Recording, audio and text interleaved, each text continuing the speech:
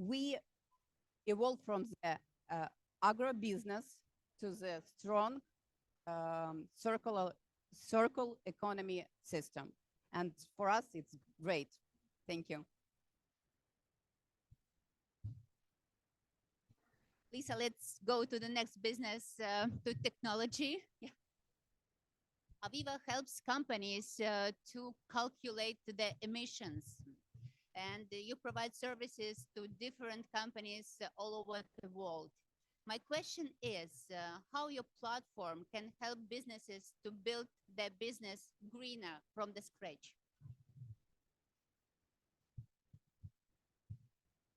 Thank you so much. So I'll try and balance both the mic and shouting.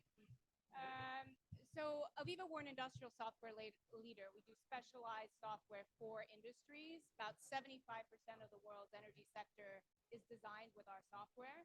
But we also help on the operations side. And our product, Aviva Pi system, has become like the gold standard for helping grid and helping with the distribution of power. So I think I would say, first off, start by echoing the comments here that energy security and resilience is absolutely critical in Ukraine, but obviously in other nations as well. What I think is so impressive and what we've seen with our partnership with Negro, where we've been working with them for more than 5 years to help support them lay the IT infrastructure to enable that green transition. So as you've heard, when you have a very concentrated energy system with and thermal power, it becomes a very easy target. And we've also heard a distributed energy system is, much more resilient, helps to protect power to communities, businesses, and the military. But you still need to have uniform data connecting all of those different types of assets. And it's very complicated because you're bringing on wind, solar, you're still relying on hydro and other sources.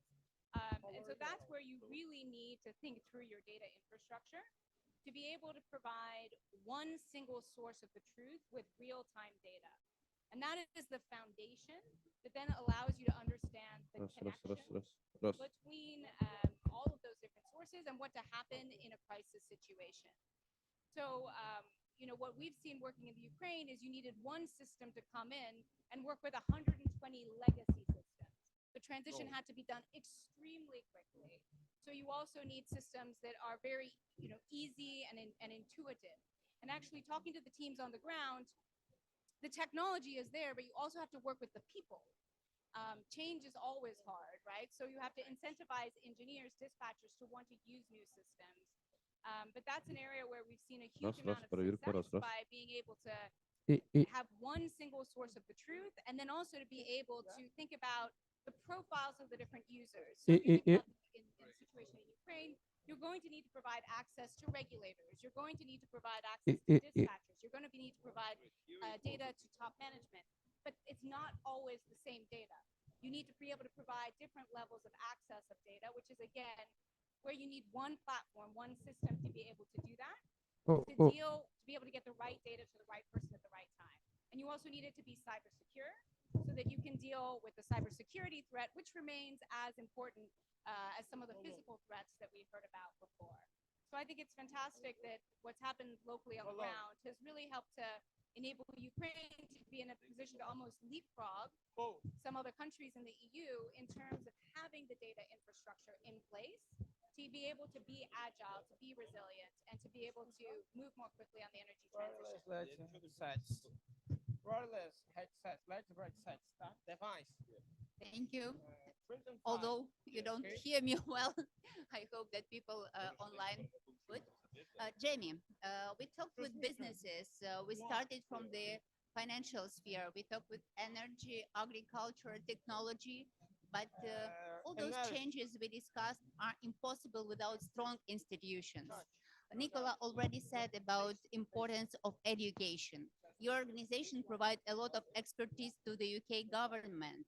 My question is, what lessons can we take to help us to make this transition quicker?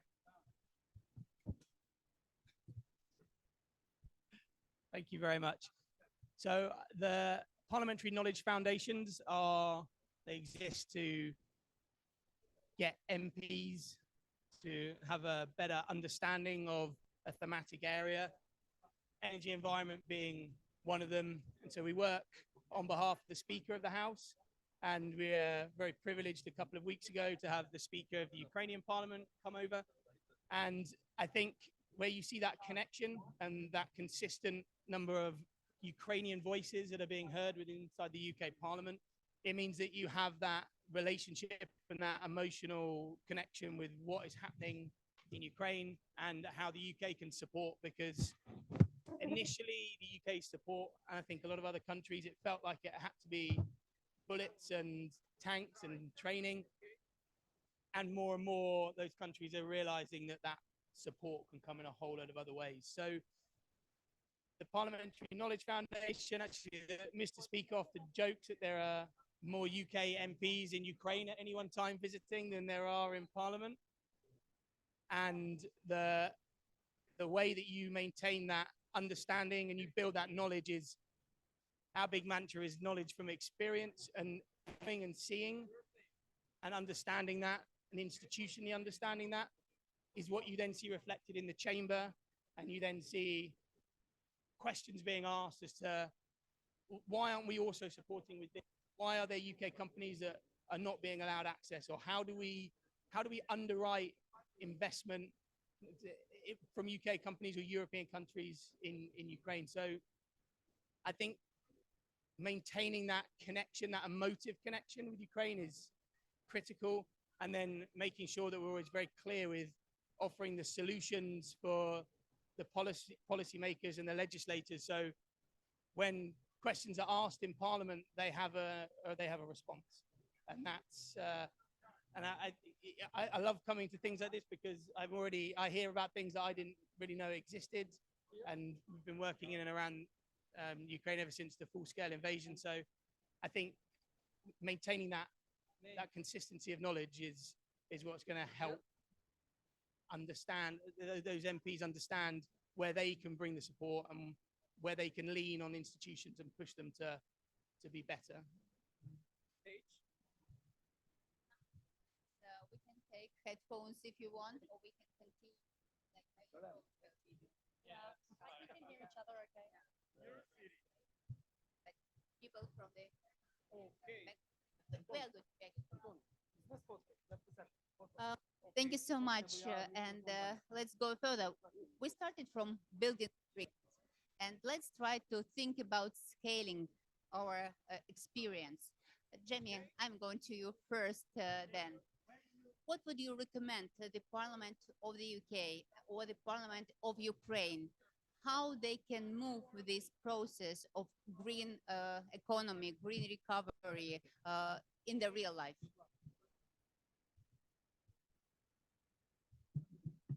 I think, as has been already said, that showing how Ukraine is already stepping ahead of other European countries and Western democracies in the way its infrastructure is having to be restructured is a massive point change.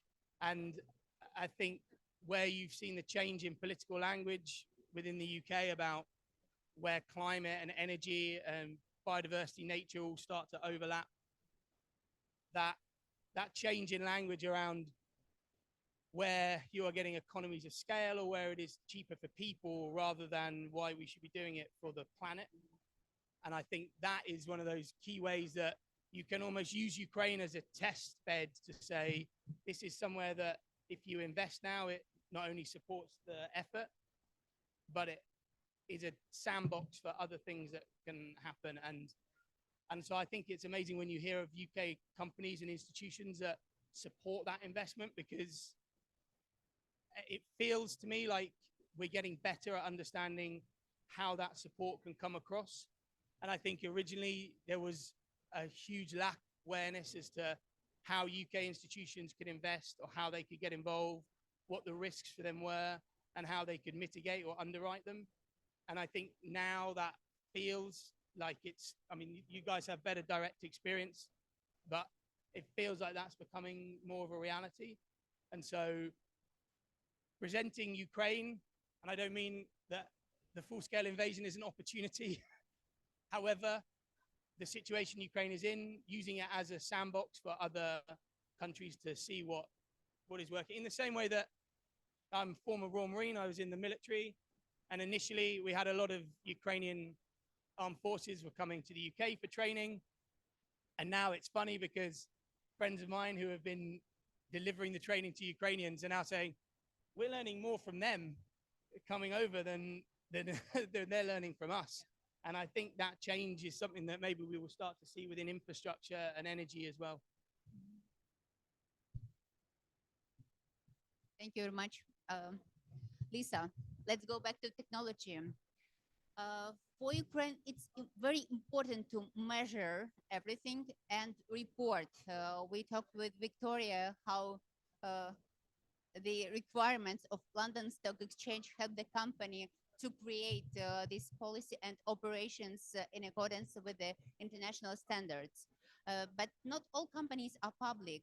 A lot of them are small businesses, but still to go further to European Union, to work with international companies, they definitely need to demonstrate the common language, actually. They should demonstrate how green they are, how your company helps, how your platforms helps companies to measure and to report. Thank you. Well, again, I think, can everyone hear me now with the headset? Okay, good, wonderful. You know, what I talked about is having the right data infrastructure in place to be able to know and show, but also to be very agile and respond. So when you have one platform, it has these multiple purposes. You can understand what happens and how to respond in terms of balancing your energy mix, but you can also show what your current energy mix is on the grid. And that's actually become extremely valuable because customers now want to know, and even in the tech sector, right, we have a number of larger tech giants who are driving demand for renewable energy, but they want to actually know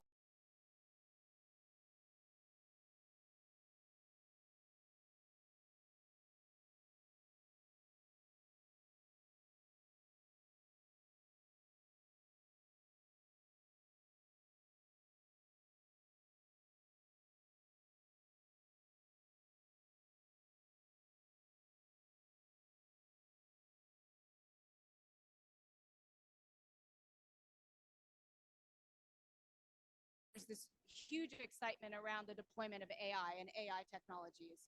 And of course, we're very excited to see where that can take everybody. But at the end of the day, how much you're able to use AI is going to depend on the foundational data. One way that we talk about thinking about this is these are powerful tools, but they're like power tools. It's the difference from before you could drill in, a screw without a power drill, and it would take you a lot longer, right? But everything depends on this foundational data layer. So I think that's where we think it's so important to think about the basics so that you can then actually move very, very quickly and find the right tool to be able to have those insights. And maybe I'll just kind of give, one quick example to give a feel of the technologies if you're scaling things like renewables. And this one is an example outside of the Ukraine, but very resonant. As we look to scale renewables, because they're distributed, they can be very hard to access. It can be very hard to dispatch the team to the right place. Another of our partners, Senor, has a field that has 7 million mirrors. So that kind of gives you the scale of if something goes wrong, you really need to know which mirror it is to be able to send out the right technician. And so this is just another example where you really need to be able to make sure that you understand to be able to scale renewables, have the right data to be able to respond and send the right person to the right location at the right time.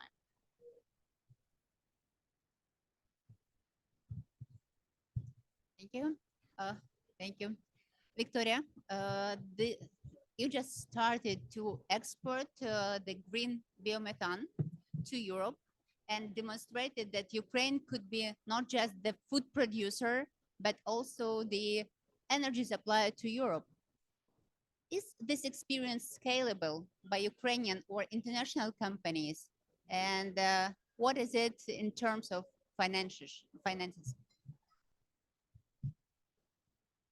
Yeah, not only food producers, and it's good, it's great for us because this practice that Ukraine starts to export biomethane, it's a great demonstration how traditional agriculture business can evolve into the sustainable, clean, renewable energy provider to Europe Union. And if you're talking about scalability for Ukrainian producers and for European producers is very high. But at the same time, it all depends on the three interconnected pillars.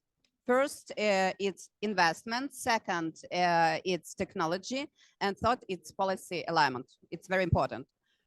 If we are talking about investment and financing, it's very important to, I'd like to say essential, to replicate MHP's integrated model like waste to energy, like agriculture, like farming and waste and residues into the energy. Because developing biogas and biomethane infrastructure requires long-term financing as well as confidence in stable market. In this way, we know that British investment, international investment, invest 30 millions of euro into this project. And for us, it's very important because it's a great example how stable capital can accelerate in transition to the green energy in Ukraine. Second, it's technology. Technology and know-how are key and must. And in this way, MHP build very strong circular economy system connected crop production, food farming, as I understand, food farming and waste recovering into the energy.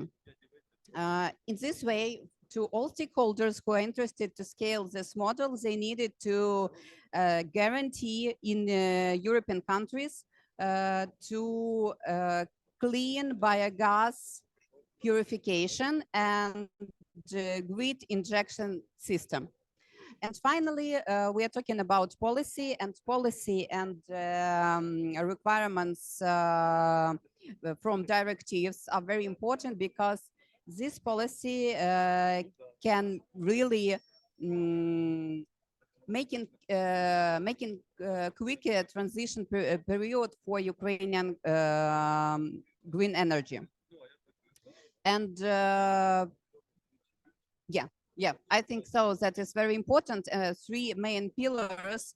And in this way, we can say that MHP does this project not only like one project in a time, but it's like a blueprint, because we believe that in interconnected efforts into financial techniques and policy alignments between Ukraine and the Ukrainian countries will help scale in a broader scale this project in a broader situation, not only energy but food energy, and it will help and guarantee for European countries not only energy safety but only and food safety also.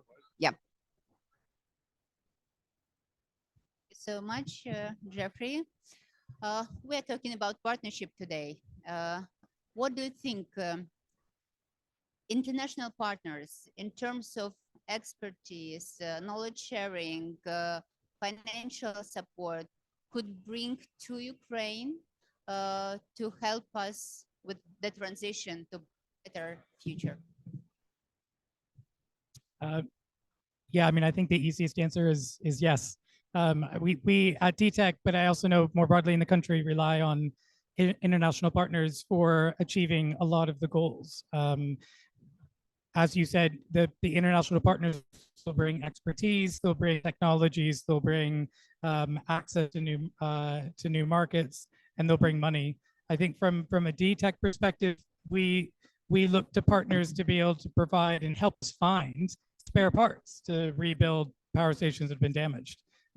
We'll also be looking to find partners to be able to work with us on the new renewable projects. So we've got 3 partners in particular that I'll mention. So with our Tiligusca wind farm, we're working with Vestas. They provide the blades for the turbines.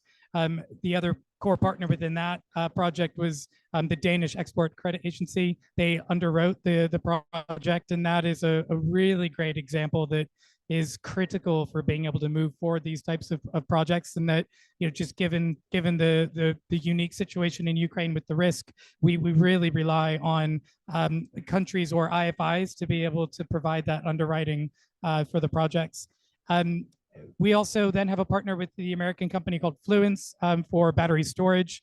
So we launched that project in the outskirts of Kyiv to put forward Eastern Europe's largest battery storage facility at 200 megawatts, actually.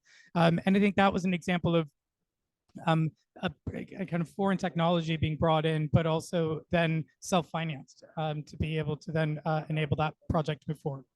And then we also then have the partnership with Octopus Energy I mentioned earlier, where that's a combination of both investment and support to enable broader investment through IFIs, but also technology. So one of the things that Octopus Energy is bringing is that while Yasno, DTEC's consumer-facing brand in Ukraine, is doing the solar and on-site battery installations, it's Octopus Energy is then providing Kraken, which is a world-leading energy management system that will through the energy management, that's what will then enable the Ukrainian businesses to achieve the cost savings that are enabled. So I think those are just 3 examples from our world, but I think the key message here is like any country, any business, we're going to thrive when we work together, and it's through partnerships that we can actually be able to leverage our unique capabilities with their unique capabilities to be able to achieve more. Thank you so much, Nikola. We are coming back to you for financial contributions or solutions to financial contributions. What innovations do we need in UK financial institutions, European financial institutions, to let capital flow to Ukraine? So I think what we're starting to see is that there are already some successful mechanisms that have been working. If we look at things like the grain corridor, which was started a few years ago, this is an excellent example of where the private sector and the public sector have come together and addressed an issue around a first loss facility that allowed the grain shipments to flow. And it's been incredibly successful to the point that it's reduced the cost, which started at over 5% of the cost of the shipment, down to 0.5 and now to 0.2%. So it shows that where you can actually have successful funding mechanisms, they make a genuine difference.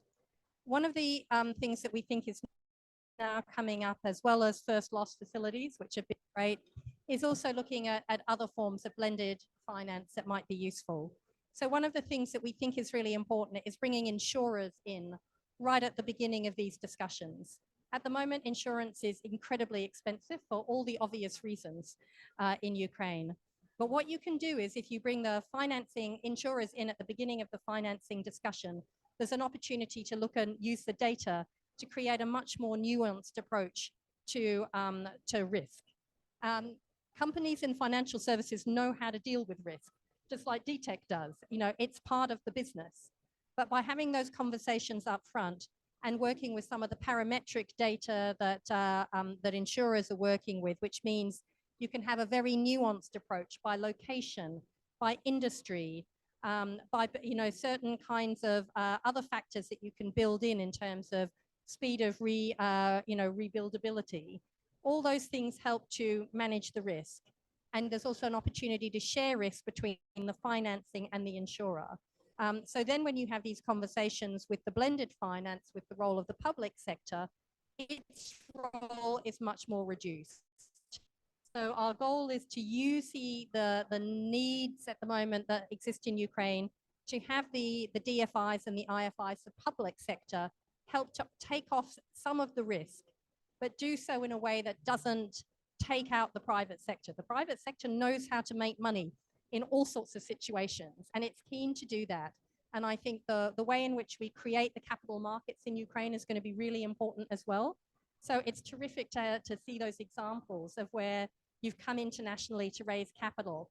And that will hopefully in time allow you to raise much more capital back in Ukraine as well. And what we're working on is to help companies to be able to keep their head offices in Ukraine and then do secondary listings in markets like the UK by reforming the capital markets in Ukraine as well. So I think there's a number of different things we can do. We can work to create a stronger market in Ukraine, which is one of the capacity building efforts that we're doing. We can build on the successful models that we've got that DTEC talked about, the power purchasing agreement models that EBRD have done, first loss facilities, subsidized financing, and so on. And then we can look at these new innovative models of how we co-design financing solutions. And as we're here at COP, I think COP is moving from pledge to implementation. And when you see what that means about getting business involved, business is just so much more pragmatic. So what it's looking for is a transition strategy. It's not just looking for green. It's happy to fund transition as long as there is a clear pathway to get there, some really measurable milestones on the journey, and a real sense of board commitment, of CEO commitment, of stakeholder commitment on how the company plans to get there.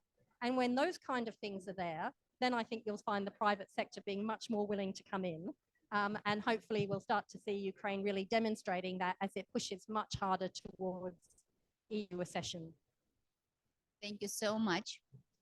We've heard a lot today from different sectors from Ukraine: agriculture, renewable energy, which see the hostilities and work despite all the attacks we have every day.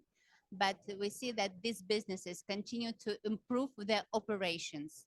They continue to build international partnerships to help Ukraine to stay independent and to rebuild it better in the future. We've heard from technology that provides solutions, how we can take these solutions right now and become clear to the whole world, and start talking the same language and find new partners. We've heard from the institutions that teach not governments, parliaments, and this is a great role of civil society to help the government and business to go further in the green recovery. And we've heard from financial institutions that do a lot, actually. Of course, we need a lot, and it's never enough, but still we need to make step by step to improve the situation. To finalize this discussion, I have one question to all of you. Let's consider ourselves at COP30. It's 10 years ahead, and we will talk definitely about Ukraine-UK partnership and collaboration. In one word, how would you describe this partnership at COP30? One word, and probably why if you have more than one word.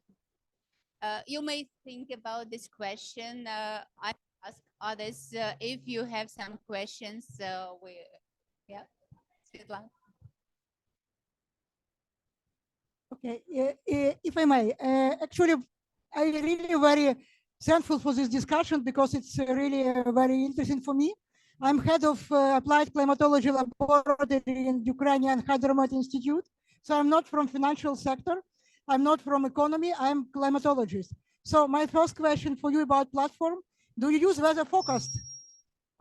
Do you use weather forecast in your platform? Because for generation of data, okay. And I have another question, maybe it's about, because I have solar panels on my roof of my house. I put it in the first Christmas of 2022 because I knew that we will have this blackout in Ukraine. So as a consumer, as a user, I want you to ask DTEC company which provides electricity for whole Ukraine. Do you think about liquid metal batteries? Do you know? Because I heard about such kind of technology like liquid metal batteries, which is not for local user, but for more bigger, let's say, providers of technology. And the last question, actually, it's about finance, because I am a member of task expert group of net zero at ICHLEC. So do you think our recovery, our new business actually need to start with this net zero pledges from the very beginning? So integrity matters. So sorry for many questions, but I really very wondering. Thank you. Sure. I mean, the quick question is, yes, absolutely. We need to bring in the weather forecasting data to be able to show. And again, this is where, you need a system that can take different types of data, but also make sense of it. We talk about contextualization. So you need to be able to pull types of data to be able to see and do that use historical data, but also to do forecasting. It's absolutely critical. So. So liquid batteries, I would say, me personally, I'm not familiar with that, but I'm also very now interested in the fact that you've asked it. I would say on the battery technology right now, though, the priority is getting something that's already existing and kind of use technology, because we need it to be able to address and provide stability right now. But I think it's those types of suggestions in terms of future technology that are worth us starting to look into. Are we coming back on the one word? Do you want it now or later? Do it later. And in terms of your financing, I think, look, it is fantastic to be able to lay out for investors what your journey to net zero is going to be, but just make sure it's realistic for your company. I think what caused a lot of problems at the beginning was people making really big commitments, but not really having any pathway to deliver them. And I think what investors would much prefer is to say, for my business, this is what my journey looks like. This is how I'm going to get there. And these are the milestones that I'm going to meet along the way. And then as I was saying, I think business is and investors are quite pragmatic. If you can show that pathway and show you're committed to it, you're far more likely to be successful than committing to something that no one can actually see as deliverable. Thank you, everybody. And let's go back to one word. Jeffrey. I'll say delivered, because when we look at the number of partnerships and projects that we have between now and 2035, then I think if I am at COP40, I will want to say that those projects have been delivered. So I'll use that word.